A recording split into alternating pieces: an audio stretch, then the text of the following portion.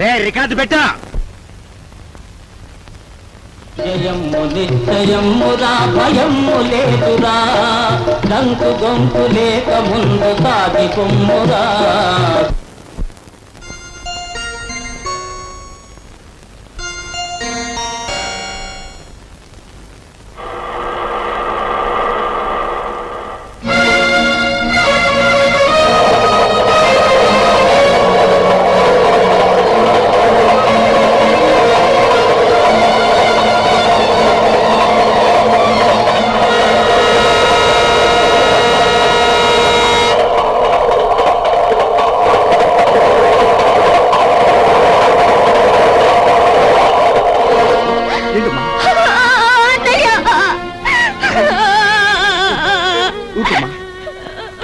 అసలు ఏం జరిగింది? ఇన్నాళ్ళు ఎక్కడున్నావు? ఆ రోజు నేను ఇంట్లోంచి వెళ్ళిపోయాక పెళ్లి చూపులకు వచ్చిన జయదేవన్ కలిశాను. మీ ఇద్దరం కలవడానికి వీలు లేదని వాళ్ళ నాన్న శాసించారు. అందుకని మీ ఇద్దరం గుడిలోకి వెళ్ళి పెళ్లి చేసుకున్నాం. ఇప్పుడు వాళ్ళ నాన్న జయదేవ్కి వేరే పెళ్లి చేయాలని చూస్తున్నాడు. వేరే పెళ్లి చేయాలని చూస్తున్నాడు.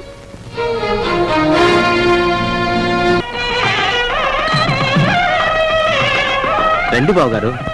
పెళ్లి కూతురు తండ్రినే ఉండి పోలీసు డ్రెస్సులో వచ్చినందుకు క్షమించాలి. నా కూతురు పెళ్లి అయినా నేను డ్యూటీ నుంచి రిలాక్స్ కాను.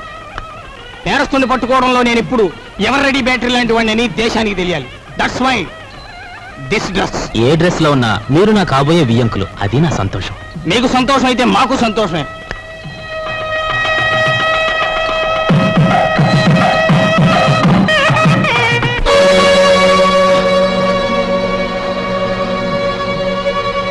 మీ అందరి చేతిలోని విసులుకరలో సారి చూపించండి. బావగారు, వీడొట్టి దగాకోరు, వీడిని నమ్మొద్దు. ఏవో దొంగ ఫోటోలు వచ్చేసి నన్ను అల్లరి చెయ్యాలని. బాబు, మీలాంటి వాళ్ళందరూ చేరి వాణ్ణి దగాకోరుగాను దగులుబాజీగాను తయారు చేస్తున్నారు. వాడు దగాకోరే, మరి ఇదేదో మోసం బావగారు. మా అబ్బాయి ఇంతవరకు ఎవరిని పెళ్లే చేసుకోలేదు. అసలు ఈ అమ్మాయి ఎవరో మాకు తెలియదు బావగారు. సరస్వతి, మేము దైవసాక్షిగా పెళ్లి చేసుకున్నామండి. మా ఇష్టం లేకుండా బలవంతంగా ఈ పెళ్లి జరిపిస్తున్నాడు మా నాన్న. సరదాగా దండలు మార్చుకున్నంత మాత్రాన అది పెళ్లి అవుతుందా? సరదాగా దండలు మార్చుకోవడం కాదు, కొంతకాలం కాపురం కూడా చేశారు. కాపురం చేస్తున్న భార్యాభర్తలను విడదీసి వాళ్ళకి మరో పెళ్లి చేయడం నేరం. దానికి ఈ క్షణంలో మిమ్మల్ని అరెస్ట్ చేయగలరు, తెలుసా? అది కదా బావగారు. మీరు పెళ్లి కొడుకు తండ్రిగా ఇక్కడ ఉండాలి అనుకుంటే వీళ్ళిద్దరికీ పెళ్లి జరిపించండి, లేదా మిమ్మల్ని జైలుకి పంపించాల్సి వస్తుంది. అమ్మాయి, మీరిద్దరు వెళ్ళి పీటల మీద కూర్చోండి.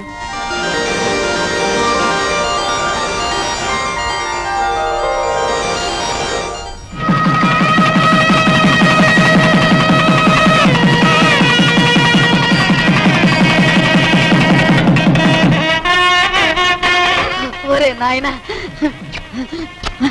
బాబు, ఇదంతా నీ గొప్పతనం రా. మన వంశ గౌరవాన్ని నిలబెట్టావురా బాబు. మీ అభిమానానికి కృతజ్ఞుని. నా డ్యూటీ మాత్రం నేను చేశాను. నువ్వెంత మంచివాడు బాబు.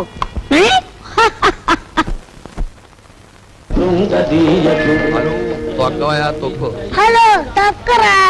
అమ్మ కుర్రనా కొడక, నీ కూడా లోకు అయిపోయాను రా. తెల్లారేలోగా నీ నుంచి నీ బాబు నుంచి దొక్కుతాను రా, పేడ వదిలిపోతే. నువ్వు టీ తాగరా.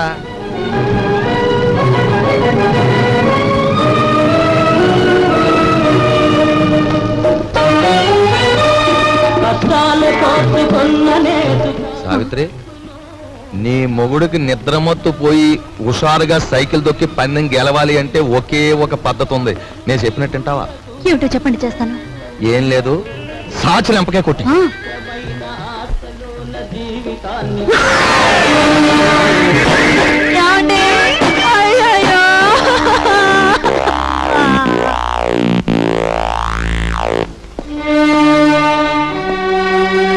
చూడు బ్రదర్, మీ దంపతులిద్దరూ మీ బావగారింట్లో ప్రవేశించి ఆయన చావు కారకులయ్యారు.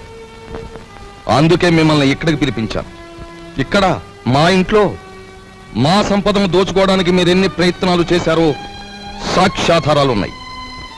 వాటితో మా అమ్మాయి మిమ్మల్ని పోలీసులకు అప్పగించగలదు. కానీ అలా చేస్తే పోయేది ఆ ఇంటి పరువే గనక అలా చేయదలుచుకోలేదు. ఆ నగలివు.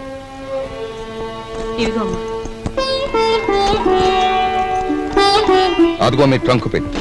ఆ పెట్టెలో ఈ ఇంటికి సంబంధించిన వస్తువులు ఎన్నున్నాయో మాకు బాగా తెలుసు. ఇక నుంచే నాకు గౌరవంగా బ్రతకడం నేర్చుకోండి. అలాగే సార్, మా దారిని మేము వెళ్ళిపోతాం. బ్రతికినంత కాలం మిమ్మల్ని తలుచుకుంటూ బుద్ధిగా బతుకుతాం. మాకు సెలవు ఇప్పించండి. వెళ్ళండి. పదవే.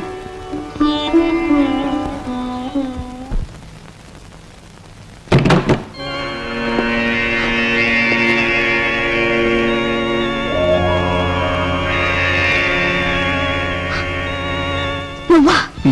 నేనే.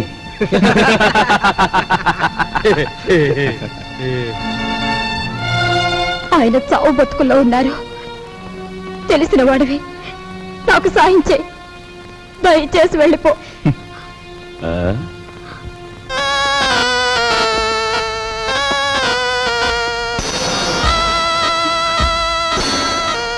Sorry dear, sorry. నాది ఎన్నాళ్ళ కోరిక. గురుదక్ష.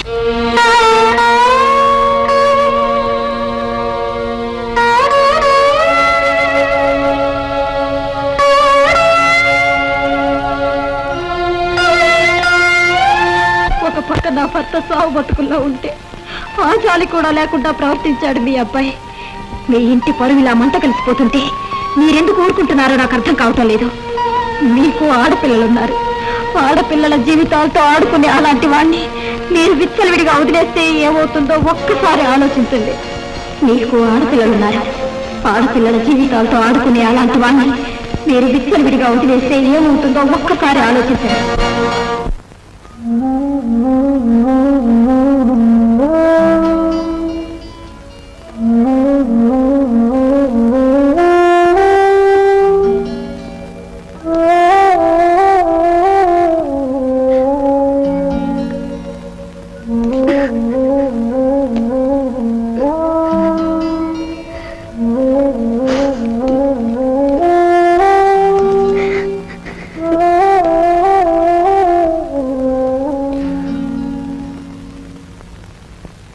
చూడమ్మా, ఈ క్యారేజీ మా చిన్నబాబుకిచ్చి మీకు ఇష్టమని మీ అమ్మాయి స్వయంగా తయారు చేసింది.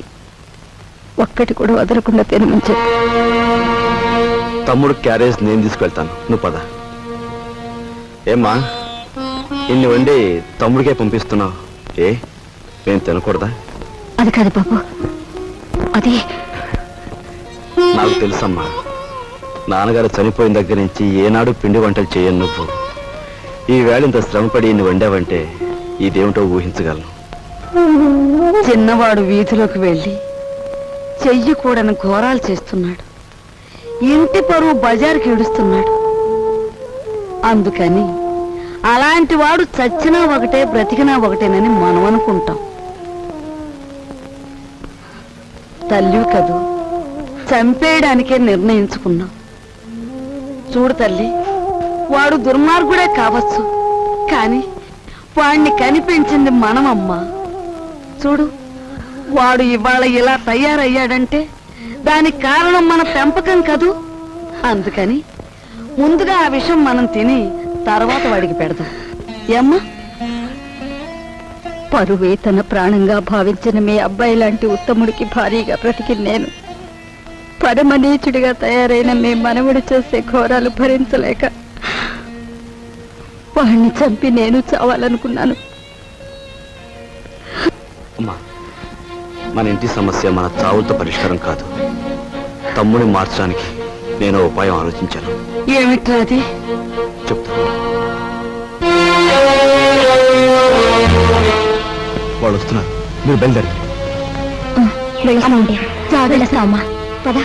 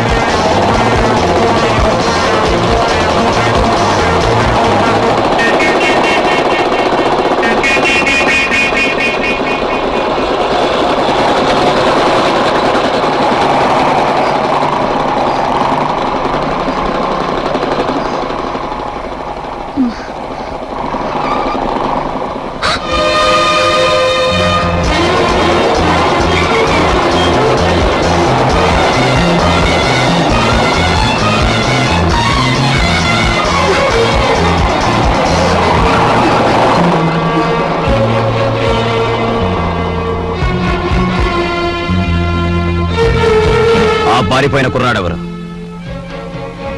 చంపేస్తాను చెప్పు. నీతో పారిపోయిన ఆ కుర్రాడెవరు? చెప్పవే.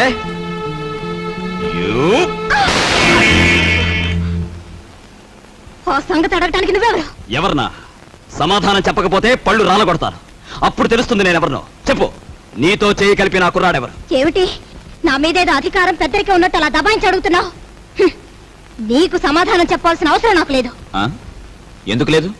నేను నీ అన్నయ్యని. అన్న, అక్క, చెల్లెలు ఇలాంటి వరసలంటే నాకు అసహ్యం. అధికారం చలాయించేందుకు పెట్టుకున్న వరసలవి. మర్యాదగా వెళ్ళు, లేకపోతే ఏయ్!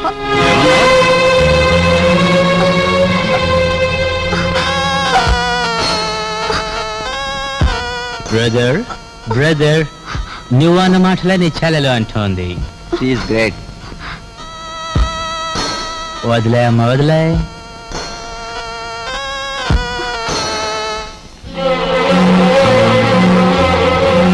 చూడు బ్రదర్, ఆ వేళ ఆ పిల్లని అనుభవించే గురువు అన్నట్టు తోసావు. ఈ పిల్ల నీ చెల్లి అని సెంటిమెంట్ ఉంటే కాసేపు అలా పక్క తప్పు. అది నీకు మంచిది, మాకు మంచిది. నా చెల్లి నేను చేతురా ప్లీజ్.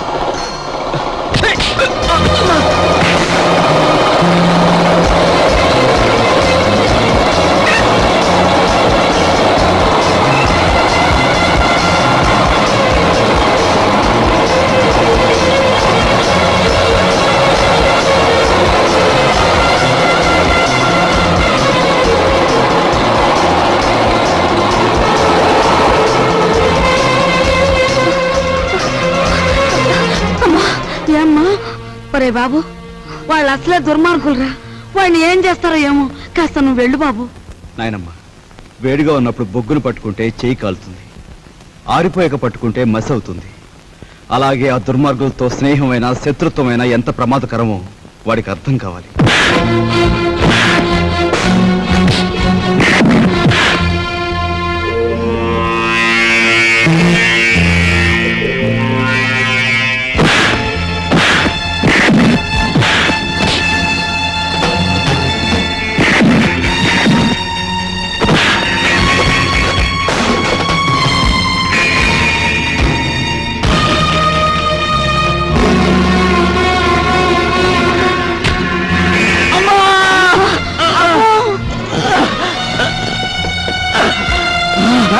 అమ్మో, ఎంత పని జరిగిందిరా. ఒరే కృష్ణ బాబు, ఎంత ప్రాణం జరిగింది. ఒరే కృష్ణ. అన్నయ్యను వెళ్ళతో చెప్పమ్మా, అన్నయ్యని చంపేస్తారమ్మా. అమ్మా, నాయనమ్మా, అమ్మా. వెళ్ళండి, వీడిని నేను చూసుకుంటాను.